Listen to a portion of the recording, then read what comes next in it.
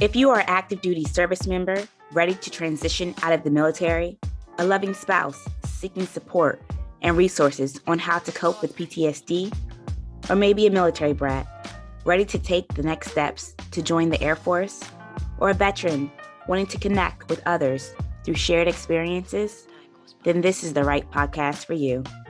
My name is Laura Figures, and this is the Freedom Isn't Free podcast.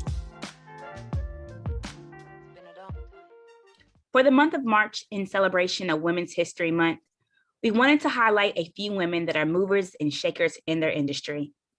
Today, our guest is a veteran that has broken barriers and overcome obstacles to lead other women into a different type of living, teaching them from experiences and not just from the book. Ladies and gentlemen, let me introduce to you today, Tisha Cobbs. Hey, Tisha, how are you? Hey, good morning, good afternoon, good evening, whatever time you're listening to this. I appreciate the warm welcome. Thank you. I'm great. How are you doing? I'm good. So, Good. as I do with a lot of my guests, I like to start with, why did you join the military? How did you get there? I know for me, I was supposed to join when I turned 18 going into the Air Force, and something told me, Laura, it's not for you. It's just, this is not the time for you. What made you join the military? Oh man. So for me, I felt like I've always had this sense of duty and purpose. It is something that I've aligned with since being a small child. Even a lot of my friends and associates, they always kind of gave me this, oh, you're such a mama, they call me Mama Tish, right? Where it was literally, I was always, all right, you sure you want to do that? I'm not sure, if you should do that. And so this, just this guiding alignment to always want to just kind of look out for people. When, I grew up, I'm from New Orleans, Louisiana, and, my family, they were pretty poor and things like that. And so I grew up in foster care and things like that. And my sister, she had the best intentions for me. And she literally said, hey, listen, Tish, if you want to do something more with your life, you're going to have to go to college with getting student loans, or you're going to have to go to the military. And at the time, her husband was in the military, and, that was kind of what allowed him to have a different life. And so that was all she knew. And so she, kind of instilled that in me from a very young age, because that was something that she had always told me. And so I was just like, all right, college or the military, which one do I want to do? It wasn't until I got a little bit older that I realized that I could do both. And I did eventually do both. But that was my spark, my desire, my want. It was, I just want to help people, and I just want to do something bigger than me. And that, in my opinion, especially back then, you had all the commercials, and it was like you were doing something, you had a purpose. And even though back then I didn't really know what my purpose was, I knew it was going to be helping other people. That's when I shined. And so that was, that still is one of my guiding principles. Yeah, I think that the military also kind of, once you get in there, they kind of give you these morals, these like this structure that a lot of us coming out of high school or college, like we need this structure. What are some of the takeaways you received during your military career? What are some of the takeaways or morals or guidance that you received that you're like, this is what I needed? Yeah. Well, I got a lot of takeaways from the military. I'll be honest with you. I would say the biggest, right? The one that points out to me the most is leadership. So like I said before, I've always felt like I was a leader, just mainly because I did things differently than most, right? I kind of beat by my own path, and I didn't really care what the criticism was and things like that. I didn't have a desire to be popular and things like that. And so for me, going into the military, I already felt like I was a leader, but the military did a great job of just kind of extracting all of my, in my opinion, best parts of me, all the best parts of me, and literally 10xing it, right? And so because of that, I got the opportunity to work independently, lead, show people things, teach in my way. That was one of the things that I learned the most from the military, which was, listen, you can lead the way, but you can lead in your own way. Now, of course, with the military, there's a structure, there's a way to do that. That was one of the biggest things that I picked up. Like, listen, when it's time to listen to an order or follow an order, I can get that done, but I can think in my head of 1,000 other ways to get this thing done. And that's kind of what has translated into my life after the military, because now I do that a lot, which is, all right, well, I recognize, and acknowledge that there are multiple ways to get something done. And there is not a right or wrong, or a yes or no, or just a one way to get it done. I think that has been one of the things that I learned the most when it came to my military service, and the things that I've done, and, the experiences that I had, that I've been able to just kind of bring with me outside of military service. Yeah, absolutely. So you transitioning then from being in the military to now your next chapter. Tell my listeners about your transition out of the military. Oh yeah. So my transition out of the military came kind of abruptly, to be honest with you. So I was injured in the military, and it was a pretty substantial military, and it ended my career, my military career, short. And so I had a traumatic brain injury as a result of my injuries, as well as multiple broken bones. And so I had to do a lot of things over. And so I found myself in a situation where I was medically retired from the military, right? I also was rehabbing, right? Because I had this brain injury and I had lost my memory. I had lost my even memory or ability to walk the right way. I would fall a lot, had to walk with a cane. I lost the ability to, in my opinion, talk normally, right? I'll air quote that, because I talked with a long slur, and and I stuttered a lot, which I still do a lot of times now. And so I had to learn to walk again and talk again and do all of these things all over again. And, and so my transition out of the military, initially, it was associated with a lot of pain. I found myself depressed, and I found myself really, really feeling like I no longer had an identity. And so that was literally how my transition started. And, being a soldier, right? Being someone that has always had this mindset of, okay, well, this is just the next thing, but what are you going to do about it? And so, I kind of found myself at a point in my life, I guess at a crossroads, where I just had to make a decision. All right, Tish, are you gonna sit here depressed, and is this your life, sis? Like wake up. What are we doing, right? And so that, to be honest with you, that took a few years. 4.5 to be exact. It was a long period of rehabilitation, of pain, of PTSD as a result of my injuries, my experiences, and learning how to navigate life during all of these things happening simultaneously, as well as, that conflict that I had or experienced when it was just like, I used to be able to do these things easily, and now I can't, right? Or I used to be able to, I was such an independent person, and now I need help with just cutting my food to eat, or, walking from one area to another, driving vehicles. I had to learn to drive again because the brain injury with vertigo and things like that, and tinnitus in my ear, I literally would hear so many noises, and I would sway back and forth. And after long car rides, I would literally fall. And so I couldn't drive anymore. And so I had felt that there was so much that I had lost, that I just didn't feel like I had an identity anymore. And so literally my transition was different, in my opinion, because that is when I got this spark. And the doctors told me, I'm sorry, you'll probably not be able to lift your child again. My child is 15 now, my son, but he was 3 at the time they said that. And, I'm looking at them and I'm like, what do you mean? How do you tell a mother, that they wouldn't be able to lift up, play with, or pick up their child anymore? And so I'm looking at this doctor like, who gives you the right to say that, to speak that into me? I refuse that. I cancel that. And so that's where my journey began. To be honest with you, I was just hell bent on proving them wrong. I was hell bent on proving them wrong. And so in addition to, the rehabbing in the military, but that military rehabbing was based on the doctor saying that I would never be able to, walk the right way again, or use my limbs again. And so it was limited in my opinion. And so I really realized really early that if I was going to get back to normal, air quotes again, back to where I wanted to be, that woman I knew I could be, I was going to have to do it on my own because, all these military doctors, they had orders that basically said, she's not going to be able to do this anymore. You might as well don't even go in there. Just kind of help her to focus on daily living activities. And I didn't want to just be at the base level, right? I wanted to be great. That's who I've always been.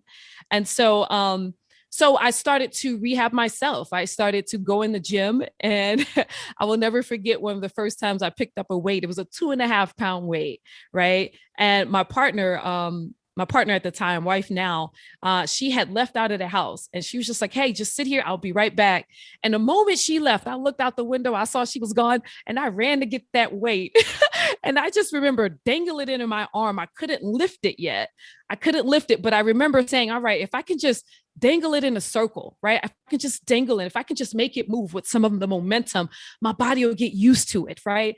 And so, and that's what I did. She came in the house, and I was just like, look, babe, look what I can do. And I'm dangling this thing, and she's mortified because she's like, your arm looks like it's about to fall off. What are you doing? And it's like, no, I'm lifting weights. I can feel my muscle. And she's like, I don't know. And I'm like, I can. And so that was the start of me making the decision. Once I saw that I could do that, it was a spark, right? It was a decision. It was like, oh my gosh, like the doctor told me I couldn't even do this. And here it's 2.5 pounds, but I'm lifting it, right? And it literally sparked something in me that said, hey, listen, you can do whatever you want. You just got to keep at it. And so, so long story short, I kept working at it. In addition to my rehabbing and, in the military hospitals and things, I also continued going to the gym. And over a good period of time, I started to get so good at it and had basically fully rehabilitated myself to the point where I was doing curls with regular dumbbells, first 10 pounds, then 15 pounds. And, now I can curl 35s in my arm, and people started to look at that and take note at the gym. And they would just be like, Tish, you should really, really, teach others this, because this is crazy. We've watched you be able to do nothing, and now you're doing something, right? And so I was just like, well, that's not a bad idea. Here I was trying to find a purpose again, right? And so I became a personal trainer at that time, and this was, 2011, and a nutritionist, and I went to school for that, and the military paid for it and things, and so I found myself getting joy out of that. Literally, it was a sense of, it was definitely a source of rehab for me to teach others, like, listen, persist, continue. If you have a goal, listen, that goal is not gonna, get realized tomorrow, but you just got to keep pushing at it. You got to lean in, baby, And so, yeah, that's literally how my transition out started. And then that is how Fyt2Live, my business, was born. Right. Because, I got that. Once I became a personal trainer, nutritionist, I literally started doing this, and it lit a fire in me. And so that's literally how everything began. My next major goal was to get back, to working again. And so I just kind of did Fyt2Live on the side, and literally, my goal was to get back into corporate America. And so I once I did that, my next goal was, okay, I want to make 6 figures. And then I knocked that out of the way. And then it was just like, oh, wow. All right. I want to get a promotion. And then I knocked that out of the way. And so I just started to get more and more confidence at the fact that, wow, I can set this goal. And if I just stay persistent at it and just continue to lean in, I could realize it. And the whole entire time I'm sitting over here taking notes, because, someone had placed in my head a seed, a long time ago. It's just like, listen, you're really, really good at doing this, but you're amazing at teaching it to others. And so, and that's what I started doing. And I started out with my personal training clients and literally becoming their coach, right? Their life coach, their health coach. And the rest is history. Today, where we stand now, I have quit that full-time corporate America job. I had accomplished all of those goals in there. And the biggest thing at that point, once I had actually reassessed my goals and decided what I wanted to do next, it was, listen, I want to gain all of these accomplishments and accolades in my own thing. I want Fyt2Live to be that thing, right? And so there were a lot of things going on that caused me to kind of go ahead and make that move out of corporate America. But the biggest thing was I was doing my passion off the side of my desk. And I was, literally giving someone else and, feeding their goals and their passions with the most of my time and energy. And it became something that was exhausting for me. And so I decided to give corporate America the pink slip. And so I did that about 14 months ago at this point, and I've not looked back since. So you now have your purpose. Tell my listeners that what does Fyt2Live do? You've created this space for women. Tell my listeners about Fyt2Live, because it's not just one dimensional as probably people would think, like, oh, she does personal training, oh, she does nutrition. We've all heard this. No, Fyt2Live is not that. Fyt2Live comes from a different approach. It's more holistic. Tell my listeners about your business that you created, this space. Absolutely. Absolutely. So Fyt2Live personal coaching services is just that. It's personal and it's to you. And we specialize in literally teaching, listen, resilient yet broken women, right? How to put down their capes and focus on their own holistic self-care. And we say holistic because, to your point, it's not just one dimensional. It's the whole pie, baby. It's not just a slice of, hey, Tish, I want to lose weight or I want to eat better, but it's literally all of the things, meaning what habits you need to incorporate into your life in order to become the woman that you're looking to become. What habits do you need to let go of, right? What people do you need to associate yourself with, right? What intentions do you need to set? How do you need to set your day? How is your day now intentioned? So many times we're just on autopilot and we're just doing things because we did it that way yesterday and it worked. So, and my job is to say, hey, sis, wake up. Wake up. We're no longer going to be on autopilot. We're going to wake you up and we're going to actually make sure that we're doing this thing called life intentionally. And so, my queens, they come to me when they're just like, listen, I know I'm good. I know I'm resilient. I know I'm strong, but I am just missing it. I'm missing the mark. I am mama to the kids and I am wife to the husband or wife. And I am granddaughter. I am sister. I am coworker, right? I have all of these titles that I wear, yet I don't have time for myself at the end of the day because of all of these other titles that I've put all of my energy in. And what we do is teach you, hey, sis, listen, before you put that oxygen mask on someone else, you got to put it on you. That is literally how you go and pour into their cup. You got to make sure yours is full. And you don't need anyone. You can do that yourself. And we teach you step by step. So yes, we have all kinds of ways that we do that. So first of all, we start with mindset, right? Mindset is the absolute pinnacle in which we do that. And we go into a deprogramming and reprogramming system, right? That literally teaches you, hey, listen, all of the stuff that you used to do, all of the ways that you used to think, I'm going to challenge you to think a different way. Right? We know you want to be a woman of confidence. We know you're unafraid to go after new levels of mental health and well-being, but we want to also show you that in order to do that, you need to retrain your brain to learn the skills of holistic self-care, because that's what saved my life. I literally know that is what will work for you. And so, and we understand that, listen, the problem is that we falsely accepted the perception that true success means working our fingers to the bones, right? Or giving all of our energy to someone else. And that's no longer the case. That's not the case. But because we falsely accepted that, we're in this, we're literally in this constant state of being undervalued and overwhelmed.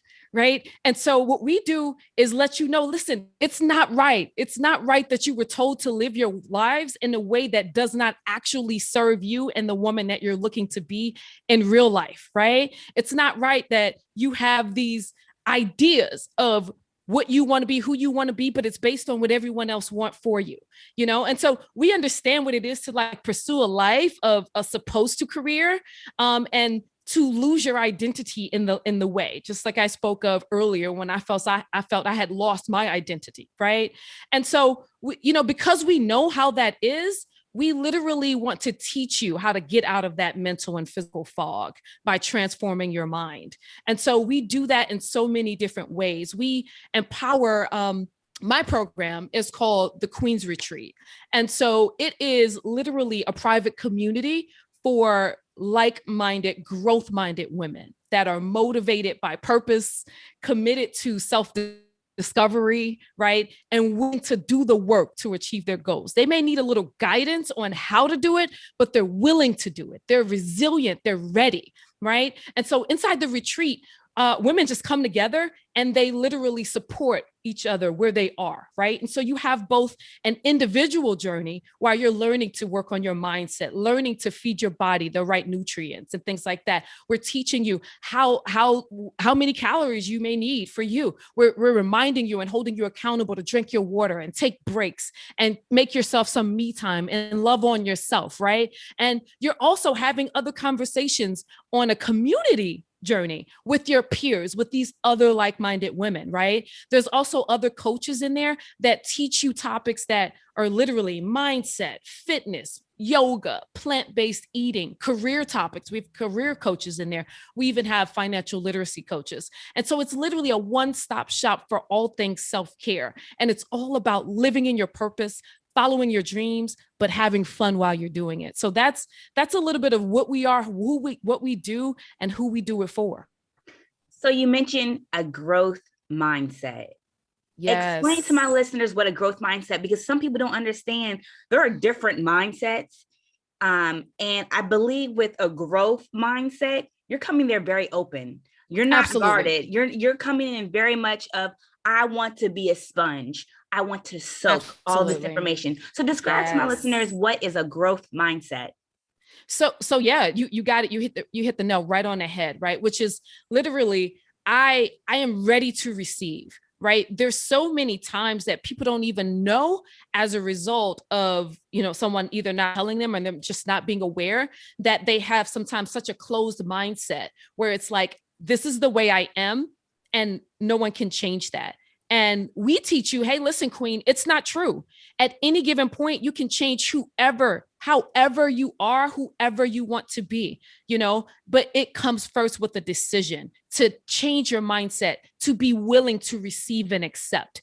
And so that's the difference. One is, this is how I am. This is who I am. I can't change. You're just going to have to take me or leave me. And the other is, hey, listen, I am willing to change. I am willing to receive. I am willing to take on new information, even if that challenges my status quo, what I think that I should be doing. And that's the kind of woman that we want. You don't have to know all of the answers, baby. We got you when you come in the door, but you've got to be willing to lay down all of the misconceptions you've ever had, all of the thoughts of what you thought you could do, the self-limiting beliefs, and you've got to be at least willing to walk in the door and learn new information. Once you're there, I can teach you anything. And I do.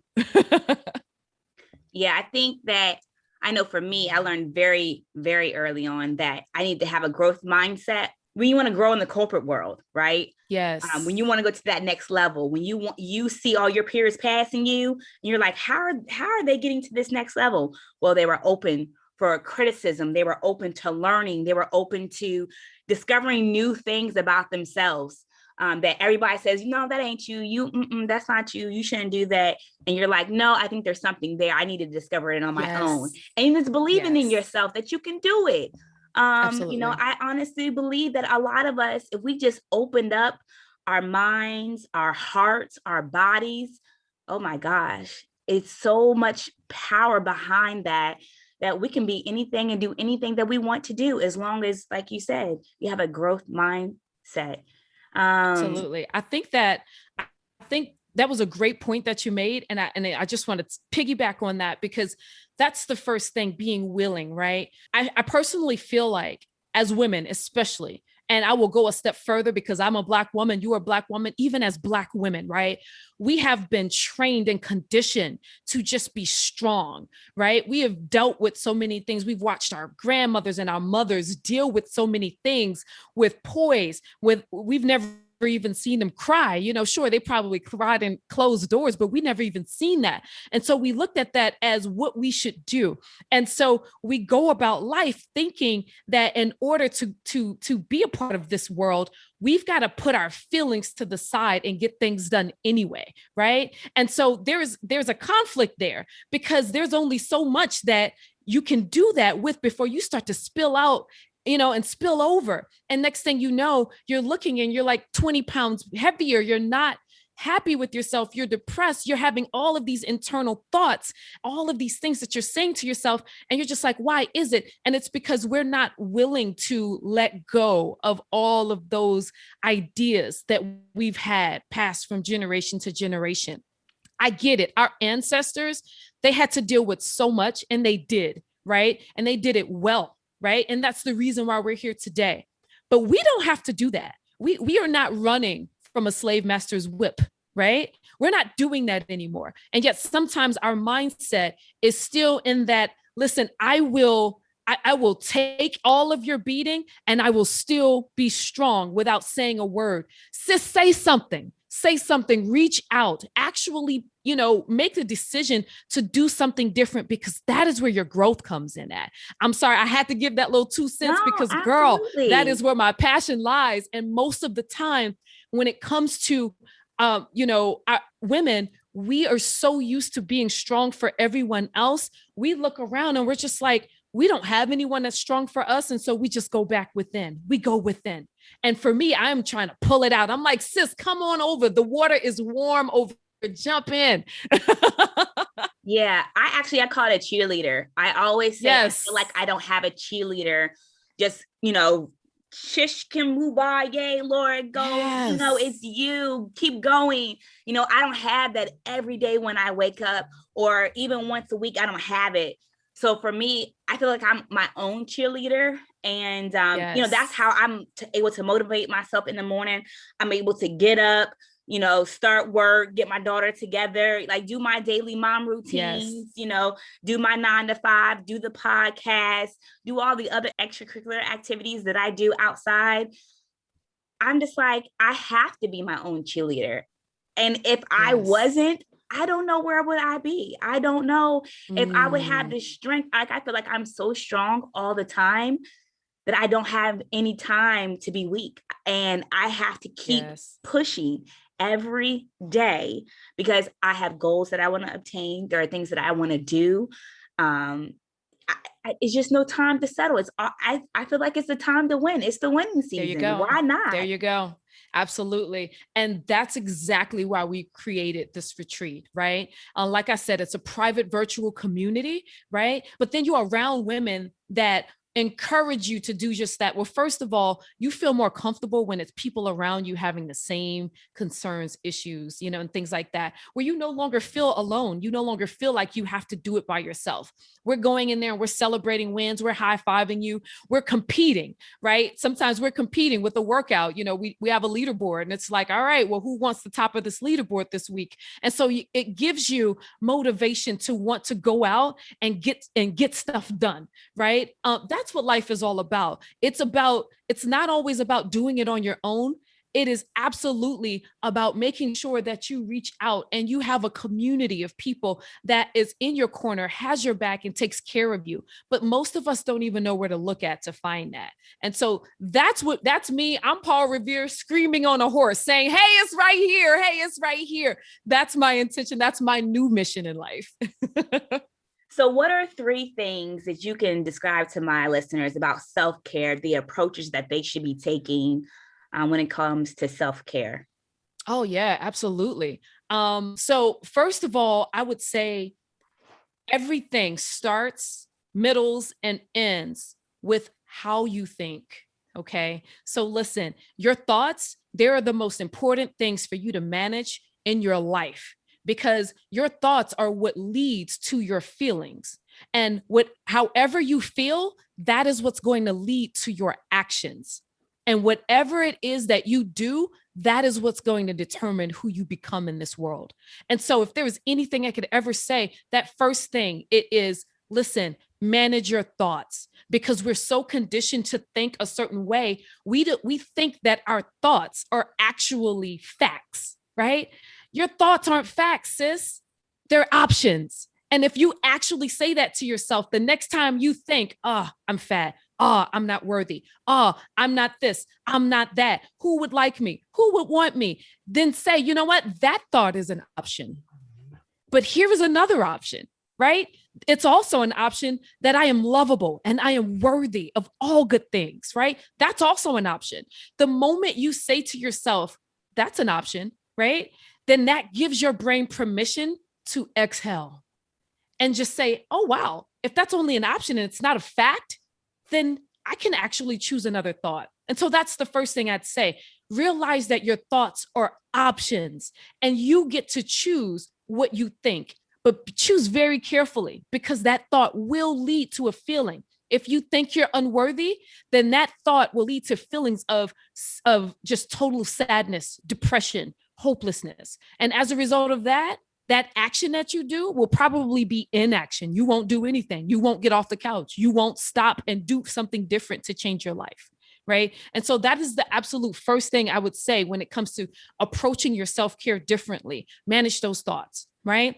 And then take those thoughts, manipulate those thoughts, leverage the new thought process. Right. Even if it's not become a habit, manage that, manipulate that, and actually start to look at what you do with your time.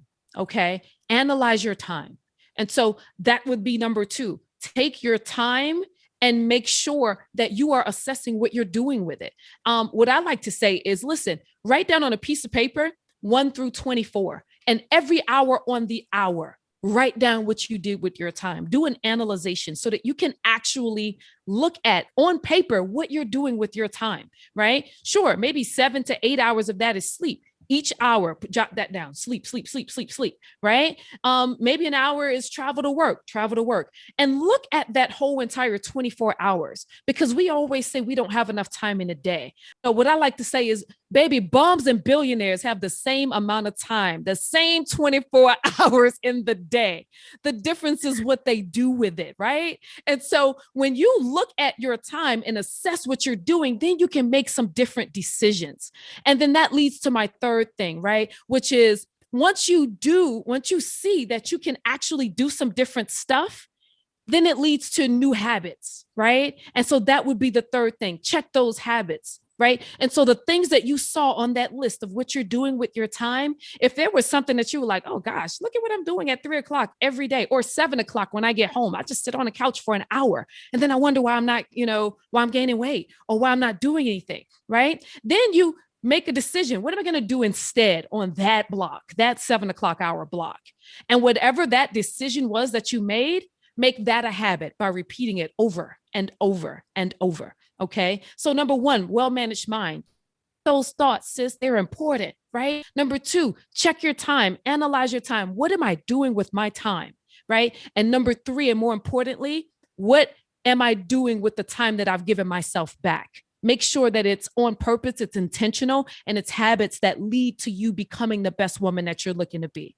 That's self-care in a nutshell, baby. Once you capture those, oh, you're good to go. You're good to go. See, I know I got to do the 24 hour, the list of 1 to 20. I have to do that. In my time management, I know that if I wrote that down and I was able to see hour by hour what I was doing, yes. I would be creating new opportunities and projects every time I get a chance. Absolutely. And I know that a lot of times, I spend a lot of time with my daughter and her growth and development, but then I'm like, well, what am I doing with other times? Like, what am I working on? So I know I have a lot to work on, and that is definitely something that I will be noting. So thank you for that. You are very welcome. That's a really big one. So, when you know what you're doing with your time, then you can change it. And once you've made the decision, listen, that's intentionality. You're no longer on autopilot. Get off of autopilot, put that thing into manual, and go to driving, baby. That's it. That is it. So speaking of new projects and opportunities, now that I have one, what are some that you have for this coming year? Because 2020 has been thrown away. That whole year was thrown away. So what do we have for 21? What are we working on? Oh man. So the biggest thing that I'm working on for 2021, I'm in the middle of it right now. My biggest goal for our business was exposure, was collaboration. And I've been doing that. Oh my gosh, so much. And so I'll be honest, the month of January was a wash for me. My big sister, she passed away, and I barely even remember the month of January, where there was so many things that we had to do, going home to New Orleans to plan and actually be a part of a New Orleans funeral, let alone a COVID New Orleans funeral where we couldn't do our second line, where we couldn't bring that horse-drawn carriage out and things like that. And so that took up a good bit of my time. But come February, so mine is 11 months, right? Not the 12. Since February, my way of looking at getting more exposure, I've said, listen, I want to collaborate more with people. I want to make sure that I am uplifting others and bringing attention and awareness to other people's brands. And in doing that, I've had so many blessings come my way. And so I'm in the middle of it. Right now, we're looking to continue to expand our brand, to continue to grow. And what I've found is that you don't even need to look for that for too long. As long as you're looking to help others, just listen, you will never have to worry about money. Just like Zig Ziglar said, right? As long as you're looking to help others, don't ever worry about money. It's going to find you. And so we are in the middle of it, and it's been a really, really good ride so far. I'm looking forward to continued opportunities. So what are some ways my listeners can collaborate with you, reach out, understand exactly, about your programs? Yeah, absolutely. Thank you. So you can reach us at Fyt2Live in any of the platforms. So it's FYT number 2 LIVE, Fyt2Live. We're at Fyt2Live.com. We're at Fyt2Live on Instagram as well as on Facebook. I am very, very active on my Instagram. I post daily, and it's always a nugget that is related to some kind of form of fashion of self-care, holistic self-care. So we're not just talking about lifting weights, and you'll barely even see me on there lifting weights, but I am going to talk to you about your mindset, because once again, that's the first thing that we've got to touch, right? And so those are the ways that you can reach out to me. The easiest way is just to shoot me a DM right there on Instagram, and I'm pretty responsive there. Well, Tisha, thank you so much for stopping by and joining me today. I appreciate you so much for dropping a lot of gems today with my listeners. Thank you so much. Thank you. You are very welcome. Thanks for having me. I really, really appreciate it. And I look forward to the continued partnership, and peace and blessings to you, sister. You're doing an amazing thing. I just wanted to make sure I said that. Being a veteran myself, this initiative that you have and this heart to help and to spotlight other veterans, it is absolutely something near and dear to my heart. And so I just speak abundance and purpose to everything that you're doing. You're going to kill it. Continue. Thank you. Thank you, Tisha. For those of you that are listening, as always, don't forget to thank a veteran for their service. Again, I'm your host, Laura Figures. Let's connect next week. I love hearing from you, my listeners, military heroes, spouses, veterans. Let me know. And while you're doing this, go inside the podcast app, subscribe, leave a 5-star review and a 5-star rating. This helps us reach more people. And if you want to be a part of this mission, helping us provide a voice for our service members, it makes a difference by leaving a review. And remember to thank a veteran.